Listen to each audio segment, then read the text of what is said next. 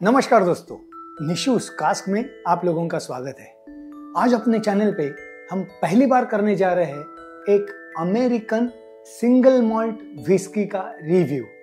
जी हाँ, आप लोगों में से कई लोगों ने जो विस्की लवर्स है या तो नॉर्मली विस्की पीते हैं, उनमें से कई लोगों को स्कॉच के सिंगल मॉल्ट विस्कीज के बारे में बहुत अच्छी जानकारी होगी, क्योंकि वो नॉर्मली सिंगल मॉल्ट विस्कीज पीते हैं। Glenfiddich, Glenlivet, then Ardbeg, Laphroaig, ऐसे टाइप की कुछ विस्कीज है। वो स्कॉटलैंड की whiskies, scotch whiskies single malt, ये तो आप लोग जानते हैं। अपने चैनल पे मैंने भी कई स्कॉटलैंड के सिंगल मॉल्ट विस्कीज के रिव्यू किए हैं, लेकिन आज अपने चैनल पे या तो मैंने जो रिसर्च किया है उस हिसाब से मुझे ऐसे लग रहा है कि इंडियन यूट्यूबर जो है उनमें से I am the first one who is doing the review of American single malt whiskey. जी हाँ, बीच में अमेरिका में गया था तो वहां से भी मेरे एपिसोड रिलीज हो रहे थे, आपने तो देखे होंगे। तो उस वक्त आते समय मैंने एक American single malt whisky intentionally मैं ले आया। जैसे स्कॉटलैंड के सिंगल मॉल्ट विस्की बनाने के कुछ रूल्स, रेगुलेशंस और क्राइटेरियाज होते हैं, वैसे ही अमेरिकन सिंगल मॉल्ट बनाने के भी कुछ रूल्स, रेगुलेशंस और क्राइटेरियाज होते हैं। जैसे अमेरिकन बर्बन विस्की के अलग क्राइटेरिया रहते हैं, अमेरिकन राय विस्की के अलग क्राइटेरियाज रहते हैं, वैसे ही अमेरिकन सिंगल मॉल्ट विस्की बनाने के लिए भी अमेरिका में कुछ रूल्स, रेगुलेशंस और क्राइटेरिया का पालन करना पड़ता है, और उस हिसाब से बनी हुई जो विस्की है उसे ही अमेरिकन सिंगल मॉल्ट कहा जाता है। तो जो अमेरिकन सिंगल मॉल्ट है वो है बेयर फाइट। ये जो विस्की है बेयर फाइट, ये मैंने वहां पे बाय की थी। इसके बारे में मैं डिटेल जानकारी बाद में देता हूं, जब इसका म्यूजियम टेस्टिंग और ये सब होगा तब। उसके पहले जैसे स्कॉटलैंड के कुछ रूल्स रेगुलेशन रहते हैं, वैसे अमेरिका के कुछ सिंगल मॉल्ट बनाने के रूल्स रेगुलेशंस है, उसके ऊपर हम थोड़ी सी नजर डालेंगे ताकि हमको पता चले कि व्हाट आर दोस क्राइटेरिया, और उस क्राइटेरिया का पालन करके ही ये सिंगल मॉल्ट बनी है। तो उसमें से पहला क्राइटेरिया है the whiskey should be made in America. जी हाँ, इसका प्रोडक्शन अमेरिका में ही होना जरूरी है, तब जाके उसे अमेरिकन सिंगल मॉल्ट कहा जाएगा। अब बात ठहरी सिंगल मॉल्ट की, तो उसका क्राइटेरिया ये रहेगा कि इसमें इस्तेमाल किया गया हुआ grain should be malted barley. एक ही ग्रेन इस्तेमाल किया जाएगा, no other grain is allowed to use. Third is, ये विस्की जो है ये पूरी एक ही सिंगल डिस्टिलरी में बनी हुई होनी चाहिए, यानी इसका mash, distillation and aging, everything should be done under one single distillery.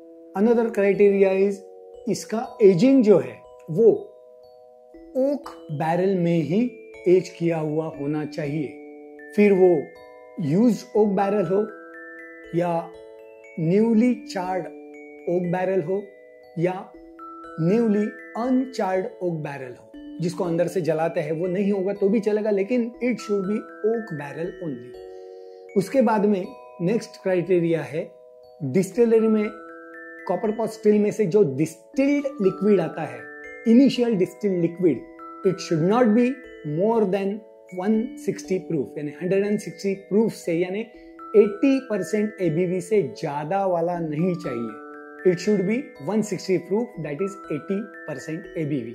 Then next criteria है कि इसका जो बॉटलिंग है, बॉटलिंग के समय इसका minimum alcohol content should be 80 proof, that is 40% ABV. कम से कम, इससे ज्यादा चलेगा लेकिन 40% से कम नहीं।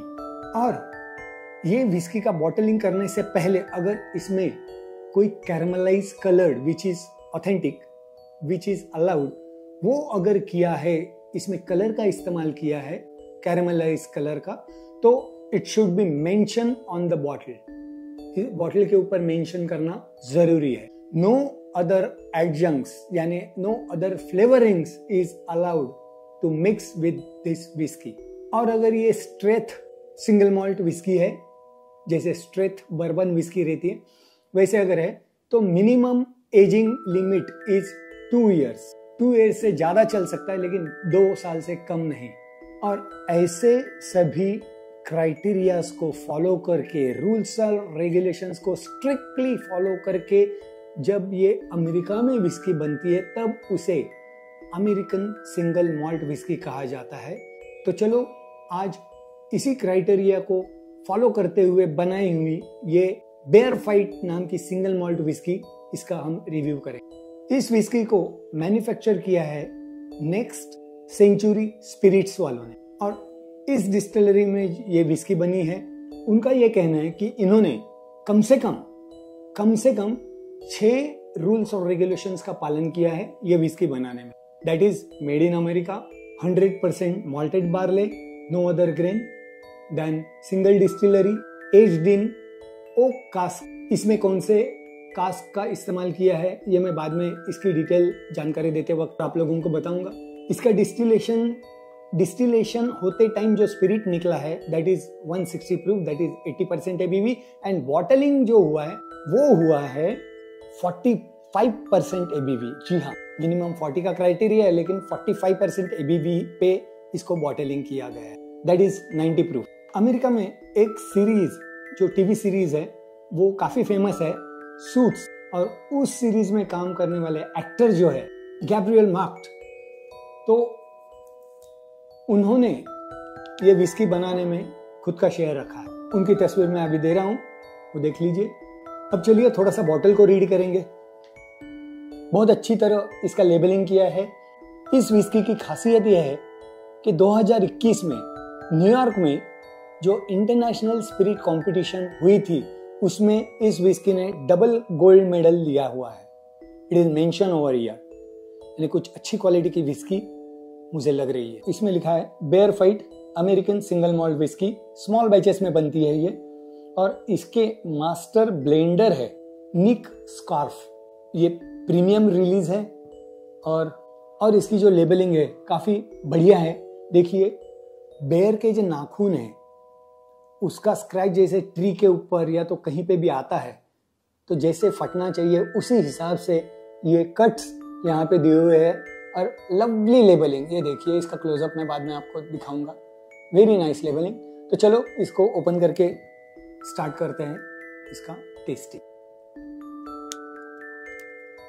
Very simple opening. As usual मेरा फेवरेट पॉप।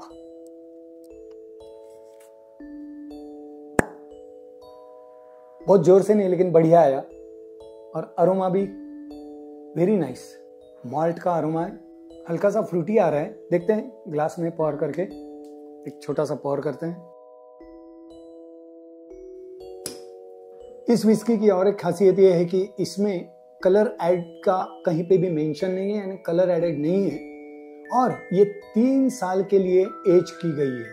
पहला जो फर्स्ट फील बर्बन है, ओक बर्बन कास्क, उसमें उसका मैचुरेशन हुआ है, और उसके बाद में इसको फिनिश के लिए स्मोकी एंड पीटेड जो कास्क रहते हैं विस्की के, उसके अंदर एज किया है, और बाद में मोर फिनिश के लिए, अच्छे फिनिश के लिए शेरी कास्क में भी इसको एजिंग किया गया है। यानी अलग अलग 3 कास्क में से ये विस्की थ्रू हुई है, और इसके अरोमास क्या है ये अब हम जानेंगे।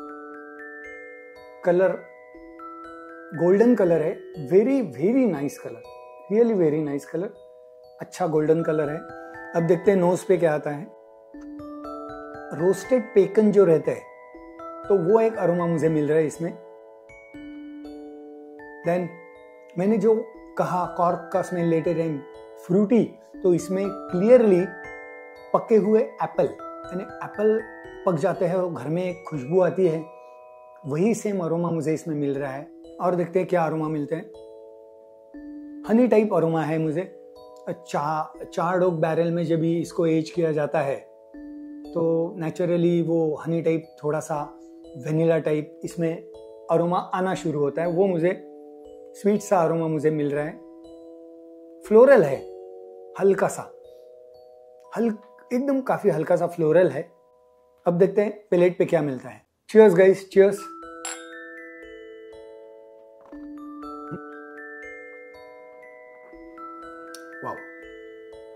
गुड, वाह। पहला पैलेट पे जो टेस्ट मिला वो फ्रूटी, और वो भी फिग रहता है ना, अंजीर, वो टेस्ट मुझे मिल रही है। उसके बाद में ब्लैक करंट वैसा एक अरोमा मुझे मिल रहा है, यानी फ्रूटी अरोमा मुझे ज़्यादा मिल रहा है। थोड़ा सा अर्दी फ्लेवर मिल रहा है, ग्रासी अर्दी, और इसका रीज़न मुझे ऐसे लगता है ये फ्रूटी अरोमा जो है वो शेरी कास्क के इसमें फिनिश किया हुआ है, इसके लिए वो अच्छी तरह आने लगे हैं। तो वो एक अच्छा पैलेट पे मेरे लिंगरिंग टेस्ट है। हल्का स्पाइस, एकदम हल्का सा स्पाइसी, नॉट मच। 45% ABV होने के बावजूद भी गले के नीचे एकदम आसानी से उतरी, और एक हनी टाइप लिंगरिंग टेस्ट अभी भी पैलेट पे बरकरार है। और एक सिप लेके देखते हैं। वाह, डेट्स रहते, डेट्स, खजूर। तो खजूर का जब हम पानी में घोलते हैं, उसको क्रश करते हैं, और उसका अगर सिप लेने के बाद जो मिठास, अच्छी सी हल्की सी मिठास आती है, वो पैलेट पे बहुत अच्छी आ रही है। और अब हम इसका एक ट्रायल और लेंगे, वो ये, इसमें थोड़ी सी पानी की बूंदे डाल के देखेंगे, क्योंकि नॉर्मली सिंगल मॉल्ट जो रहती है उस समय आपने देखा होगा कि मैं नॉर्मली ऐसी विस्कीज में एक ड्रॉप ऑफ वाटर डाल के क्या चेंजेस आते हैं वो देखता हूं मैं। Little difference in aroma, that is smoke. हल्का पीटी और स्मोकी अरोमा उभर के आया। यस, एंड मॉल्टेड बार्ले अब पानी की कुछ बूंदे डालने के बाद बहुत अच्छी तरह मिल रही है। Let's see what is on the palette.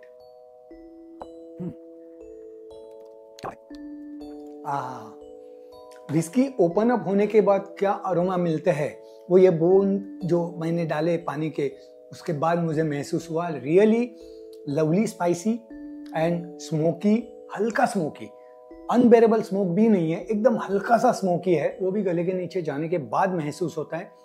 पीट इतना नहीं मिलता है जितना हम लोग को आइला रीजन की विस्कीज में मिलता है, उतना नहीं है, लेकिन there is little peaty aroma is there, little peaty aroma all over. मुझे ये अच्छी विस्की लगी, जो रेट में मुझे मिली है उस हिसाब से ये अच्छी विस्की बनाई है।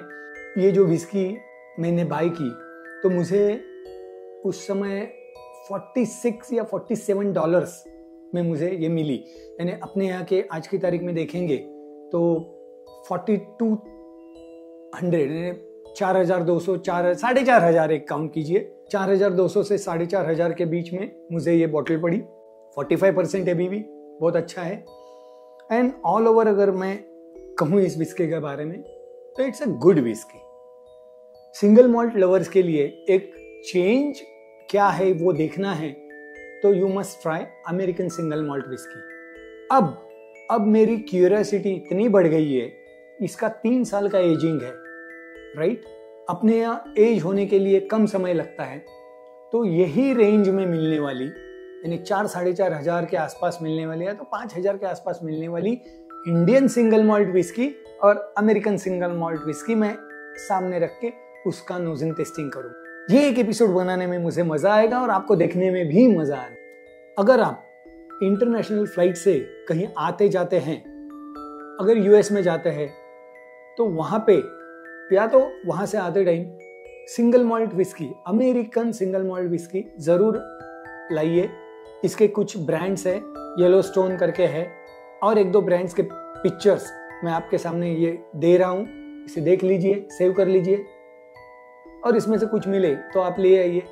और वो लेने के बाद मुझे बताइए कि आप लोगों को अमेरिकन सिंगल मॉल्ट विस्की कैसे लगी, और साइमल्टेनियसली बताइए कि ये एपिसोड आप लोगों को कैसे लगा। ये कुछ नया मैंने आपके लिए पेश किया है।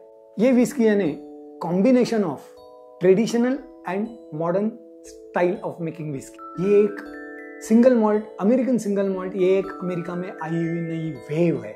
और ऐसे ही सब हटके एपिसोड्स देखने के लिए निशूज कास्ट को सब्सक्राइब कीजिए, लाइक कीजिए, शेयर कीजिए, and drink moderately, don't drink and drive, drink responsibly, and let's learn how to drink it right with Nishu's Cast. Cheers!